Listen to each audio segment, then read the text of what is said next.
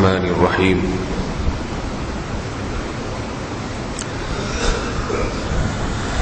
کبیرہ گناہوں میں سے ایک بڑا گناہ جسے بڑا سمجھا نہیں جاتا لیکن وہ ہے بڑا، وہ ہے غیبت کرنا۔ قرآن مجید میں اللہ رب العزت کا ارشاد ہے سورہ حجرات میں وَلَا يَغْتَبْ بَعْضُكُمْ بَعْضًا أَيُحِبُّ أَحَدُكُمْ أَن يَأْكُلَ لَحْمَ أَخِيهِ مَيْتًا فَكَرِهْتُمُوهُ کہ ایمان والو تم میں سے کوئی کسی کی غیبت نہ کرے۔ کیا تم یہ پسند کرتے ہو کہ اپنے بھائی کی مردہ لاش کا گوشت کھاؤ؟ یقیناً تم اسے پسند نہیں کرو گے۔ تو قرآن مجید نے غیبت کو تشبیہ دی ہے مردہ لاش کے گوشت کھانے سے۔ اس تشبیہ میں یہ حکمت ہے کہ زندہ آدمی کا گوشت اگر کھائیں گے تو وہ اپنا دفاع کرے گا، کھانے نہیں دے گا۔ اس کو نقصان پہنچائیں گے تو وہ بدلہ لے گا۔ مردہ کا گوشت کھا لیں وہ تو بیچارہ آپ کے ہاتھوں میں بے یار و مددگار ہے، گوشت کھا لیں، اس کی گردے نکال لیں، اس کی ہڈیاں بیچ دیں، کچھ نہیں کر سکتا، وہ دفاع نہیں کر سکتا۔ تو جب کوئی بندہ سامنے موجود ہوتا ہے اس کی موجودگی میں اس کی برائی کریں گے وہ اپنا دفاع کرے گا، آپ کو بولنے نہیں دے گا، اپنی عزت پہ کیچڑ نہیں اچھالنے دے گا۔ اس کی غیر موجودگی میں جتنی چاہے برائی کر لیں، اس کو ذلیل کر دیں، اس کو پتہ ہی نہیں ہے تو وہ اپنا دفاع کیسے کرے گا؟ یہ ہمارے معاشرے میں بہت زیادہ یہ مرض پھیلتا جا رہا ہے۔ غیبت کی تعریف یہ ہے، ڈیفینیشن یہ ہے کسی کی غیر موجودگی میں ایسا تذکرہ کرنا اس کا کہ اگر وہ موجود ہوتا تو اس کو برا لگتا۔ ذکر کا اخاک بما یکرہ، اپنے بھائی کا ایسا تذکرہ جو وہ پسند نہیں کرتا۔ اور یہ صرف کسی کے گناہ کو ظاہر کرنا نہیں ہے، کوئی چھوٹے قد کا آدمی ہے اس کی غیر موجودگی میں اس کا مذاق اڑانا، اس کو ٹھگنا کہنا، کوئی موٹا ہے تو اس کو موٹو کہنا، یا کوئی اور عیب ہے تو اس کے اس گھٹیا طریقے سے اس کا تذکرہ کرنا جس سے اس کی عزت خراب ہو جائے۔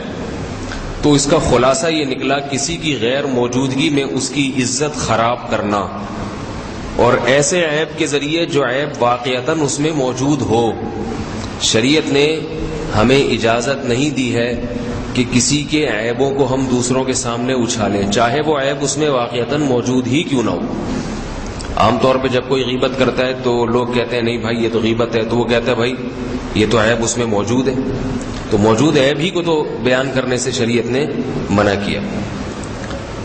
اور غیبت جس درجے کی ہوگی اسی درجے کا گناہ ہوگا۔ چھوٹا موٹا عیب کسی کا بیان کر دیا چھوٹا تو یہ صغیرہ گناہ میں داخل ہے، اور کسی کی بڑی برائی کو بیان کیا تو یہ کبیرہ میں داخل ہے۔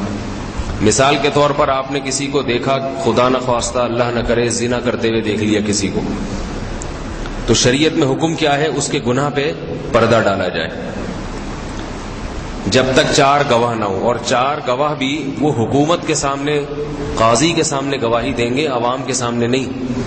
اب یہاں حکومت بھی نہیں ہے، قاضیوں کا نظام بھی نہیں ہے، تو اب 4 کیا 4000 گواہ بھی ہوں تو ان کے لیے بھی جائز نہیں ہے کہ کسی کا نام لے کے بتا دیں کہ ہم نے فلاں کو زنا کرتے ہوئے دیکھا ہے۔ اگر وہ بتائیں گے تو اس کا زنا اتنا بڑا جرم نہیں ہوگا جتنا ان کا لوگوں کے سامنے اس کو اچھالنا بڑا جرم ہے۔ بہت سخت اس پر شریعت میں پابندی ہے، کسی کے چھپے ہوئے گناہ کو لوگوں کے سامنے ظاہر کر دیا جائے، بہت سخت پابندی ہے اس میں۔ صحابہ کرام اس کا بہت زیادہ خیال کیا کرتے تھے۔ عبداللہ ابن مسعود رضی اللہ تعالیٰ عنہ کے سامنے کوفہ میں کچھ لوگ آئے، کہنے لگے فلاں کو ہم نے زنا کرتے ہوئے دیکھا ہے۔ حضرت عبداللہ بن مسعود نے افسوس کا اظہار کیا اور فرمایا تف ہے تم لوگوں پر کہ تم لوگ اس کے گناہ کو چھپانے کے بجائے میرے پاس آ کے اس کے عیب کو ظاہر کر رہے ہو۔ حالانکہ وہ 4 گواہ تھے اور اس میں حکمت بھی تھی کہ حکومت کے سامنے گواہی دیں گے تو زنا کی حد جاری ہوگی، ان کے لیے گواہی دینا جائز بھی تھا۔ اس کے باوجود عبداللہ بن مسعود رضی اللہ تعالیٰ عنہ نے ناگواری کا اظہار کیا۔ تو جیسے انسان یہ چاہتا ہے کہ میرا گناہ چھپا رہے، کسی کے سامنے ظاہر نہ ہو، ستاری کا معاملہ ہو، تو دوسرے کے عیب کو بھی کسی کے سامنے ظاہر کرنا یہ بہت بڑا جرم ہے۔ کسی کو اور کسی برائی میں دیکھ لیا اس کے عیب کو کسی کے سامنے بیان کر دیا تو یہ بھی کبیرہ گناہ میں داخل ہے. زنا میں دیکھ، زنا کی مثال اس لیے دے رہا ہوں کہ یہ سب سے بدترین جرم سمجھا جاتا ہے، اور کسی شریف آدمی نے خدا نخواستہ زنا کر لیا تو اس کا عیب اگر کسی کے سامنے بیان کر دیا تو اب ساری زندگی کے لیے وہ لوگوں کی نگاہوں سے گر جائے گا. وہ 100 بار توبہ کرے، گڑ گڑائے اللہ کے سامنے، 1000 بار توبہ کرے، اللہ تو معاف کر دے گا کیونکہ اللہ تو سچی توبہ سے سب معاف کر دیتے ہیں، لیکن پبلک اس کو معاف نہیں کرے گی. لوگ کہیں گے وہی تو ہے جو پکڑا گیا تھا اس دن، وہی تو ہے جس یہ کچھ کر کے بیٹھا ہوا ہے. بہت اس میں بہت زیادہ اسلام کا حکم ہے کہ اس کے گناہ کو چھپایا جائے، اس کے گناہ کو لوگوں کے سامنے ظاہر نہ کیا جائے. کسی کی بچی کو دیکھ لیا، کسی کے ساتھ خدا نخواستہ چکر چل رہا ہے اس کا، تو شریف آدمی ہے. جو شریف نہیں ہوتے ان کی تو عزت پامالی نہیں ہوتی، شریف نہیں ہوتے نا ان کی تو عزت. وہ اگر ان کی بچی کسی کے ساتھ بھاگ گئی تو آپ جا کے بتائیں وہ فلاں صاحب کی بچی بھاگ گئی ہے، فلاں صاحب کو پتہ چلے گا تو کہیں no problem, it is all right, کوئی بات نہیں، بچیاں ہیں، ان کا بھی حق ہے بھاگنے کا، ہم نے بھی بھگایا تھا وہ بھی بھاگ گئی تو کوئی بات نہیں، آ جائے گی واپس. براڈ مائنڈیڈ ہونا چاہیے. تو ان کی تو صحت پہ کوئی اثر پڑتا ہی نہیں. لیکن عزت دار آدمی کے گھر میں بھی بعض دفعہ ایسے واقعات ہو جاتے ہیں، نہ چاہتے ہوئے بھی ہو جاتے ہیں. نوح علیہ السلام کتنی عزت دار تھے، ان کا بیٹا کافر نکلا، بیٹا کافر نکلا. تو یہ اولاد کی جو تربیت کا معاملہ ہے نا، یہ اللہ نے اپنے ہاتھ میں رکھا ہے، والدین کے ہاتھ میں نہیں ہے. والدین صرف تربیت کی کوشش کرتے ہیں، تربیت کر بھی لیں گے، یہ والدین کے بس میں بھی نہیں ہے. کتنے ہی والدین ایسے ہیں جنہوں نے اولاد کی تربیت میں کوئی کسر نہیں چھوڑی، مگر پھر بھی اولاد خدا کی باغی اور نافرمان نکلی ہے. کتنے ہی شوہر ایسے ہیں جنہوں نے بیوی کی تربیت میں کوئی کسر نہیں چھوڑی، مگر بیوی اللہ کی باغی اور کافر نکلی ہے. قرآن مجید میں اللہ نے 2 مثالیں دی ہیں اس کی. ضرب اللہ مثلا للذین کفروا امرأۃ لوط امرأۃ نوح وامرأۃ لوط. فرمایا کافروں کے لیے ہم مثال بیان کرتے ہیں نوح علیہ السلام کی بیوی اور لوط علیہ السلام کی بیوی. کانتا تحت عبدین من عبادنا صالحین. فرمایا یہ دونوں عورتیں ہمارے نیک بندوں کے نکاح میں تھیں، دونوں وقت کے بڑے پیغمبر. نوح علیہ السلام 950 سال تبلیغ کرنے والے. تو اندازہ لگائیے جس پیغمبر نے 950 سال گلیوں میں پھر کے لوگوں کو تبلیغ کی ہوگی، اس پیغمبر نے اپنی بیوی کو کتنی تبلیغ کی ہوگی. کوئی اور ہوتا تو ہم کہہ دیتے کہ دوسروں کا ٹھیکہ لیا ہوا ہے، اپنے گھر کی فکر نہیں. لیکن پیغمبر پہ کوئی الزام لگا سکتا ہے کیا؟ پیغمبر ہر لحاظ سے ہر چیز میں کامل ہوتے ہیں. تو جس پیغمبر نے لوگوں کے دروازے کھٹکھٹا کے 950 سال چلت پھرت کی ہو اور ایک ایک کو دعوت دی ہو اور دن میں بھی پکارا رات میں بھی پکارا، اس پیغمبر نے گھر میں کتنی محنت کی ہوگی. لیکن ان کی بیوی کیا تھی؟ کافر. بیوی ایمان نہیں لائی اور بیوی کی موت کفر پہ واقع ہوئی. اب کوئی نوح علیہ السلام کو تانا دے سکتا ہے کہ گھر کی تو فکر ہے نہیں، بیوی کو دیکھو، اور خود جناب اتنے بڑے دیندار بنے پھرتے ہیں.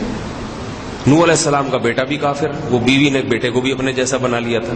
اور لوط علیہ السلام نے کتنی محنت کی، مگر لوط علیہ السلام کی بیوی انہی قوم کے ساتھ تھی اور لڑکوں کو لڑکوں سے بدفعلی کا پتہ بتایا کرتی تھی. اتنی برائی، اتنی بڑی برائی میں مبتلا.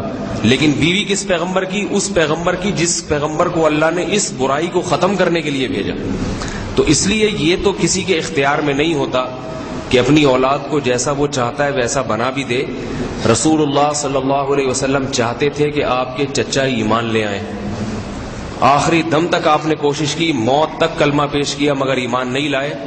آپ صلی اللہ علیہ وسلم کو غم تھا، تو قرآن مجید میں اللہ نے آیات نازل کی، انک لا تہدی من احببت ولکن اللہ یہدی من یشاء.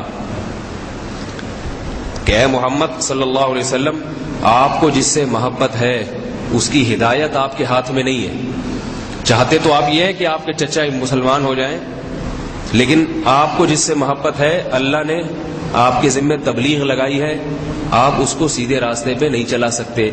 جس کو اللہ چاہتا ہے اس کو منتخب کرتا ہے سیدھے راستے کے لیے. تو یہ اللہ کے ہاتھ میں. تو اب کسی شریف آدمی کے گھر میں بھی ایسے واقعات ہو جاتے ہیں. بعض کوئی بچی کا چکر چل گیا، کہیں لڑکا بگڑ گیا، اس کا بیٹا خود بڑا شریف آدمی ہے، بیٹا بگڑ گیا غلط حرکتوں میں، تو لوگ بجائے اس کے عیب کو چھپانے کے، برے آدمی کے تو عیب کو چھپاتے ہیں، شریف آدمی کے عیب کے پھر پورے چرچے کرتے ہیں.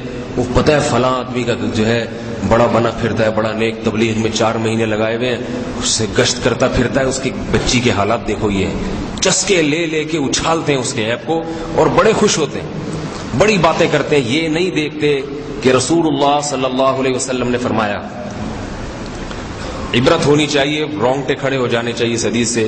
فرمایا جس نے کسی مسلمان کی پردہ دری کی, اس کے عیب کو, چھپے ہوئے عیب کو لوگوں کے سامنے ظاہر کر دیا, اللہ اس کے عیوب کو لوگوں کے سامنے ظاہر کرے گا. اس کے بھی گھر میں وہ کچھ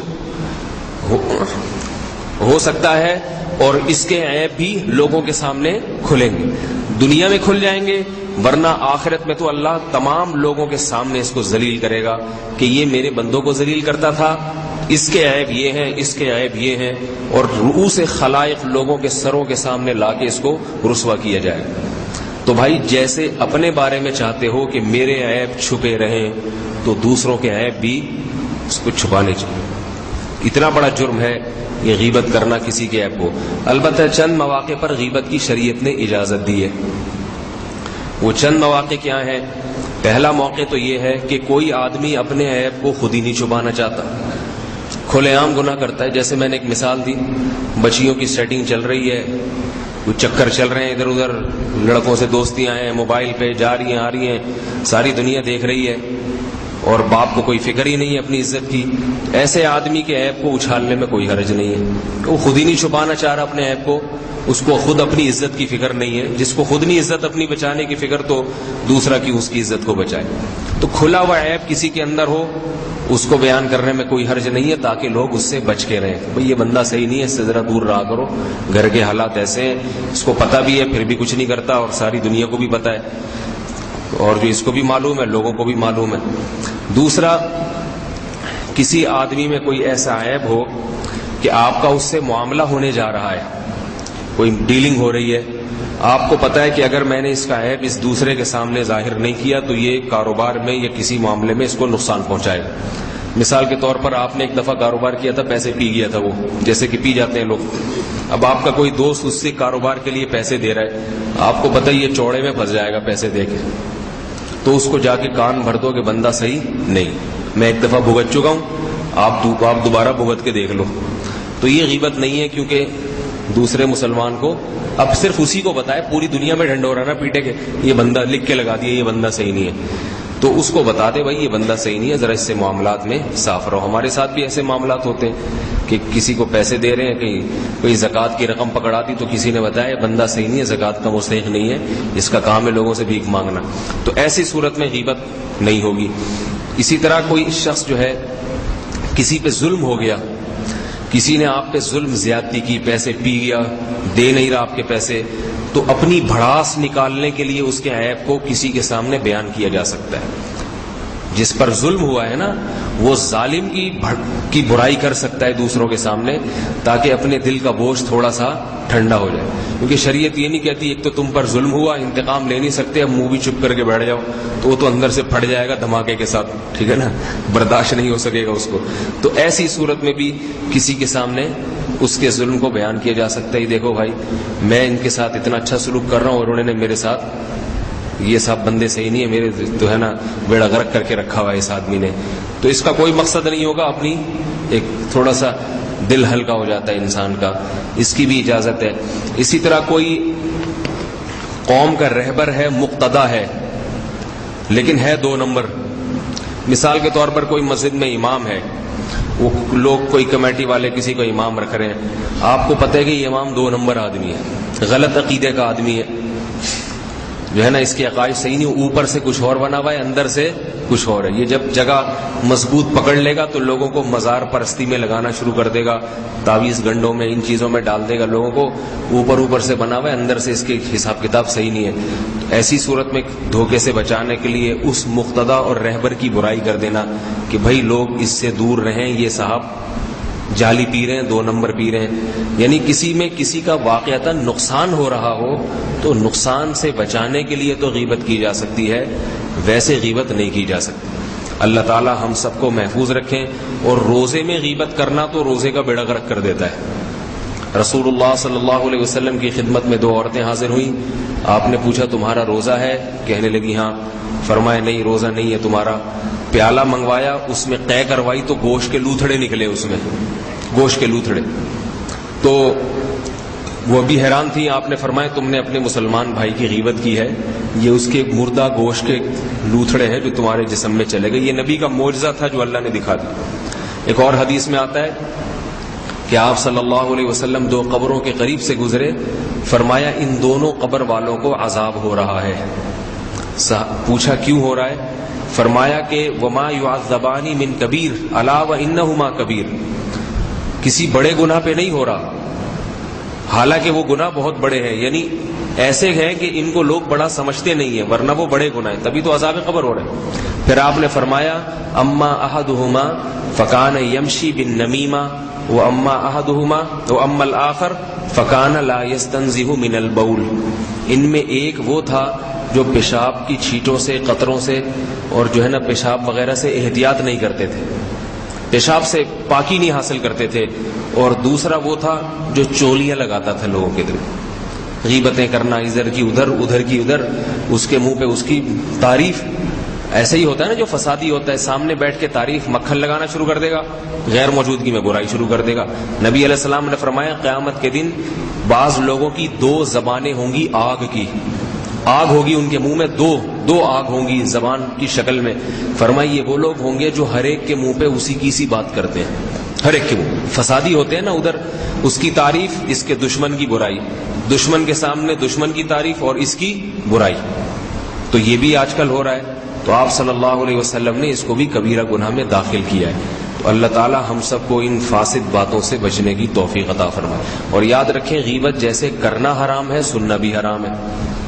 بلا وجہ کوئی کسی کی غیبت کر رہا ہے تو اس کو چپ کرا دینا چاہیے کہ بھائی چھوڑو, کیوں ہمارے کانوں کو گندا کر رہے ہو اور اپنی زبان کو کیوں گندا کر رہے ہو. کوئی عیب ہے چھپاؤ, پردہ ڈالو اس کے اوپر.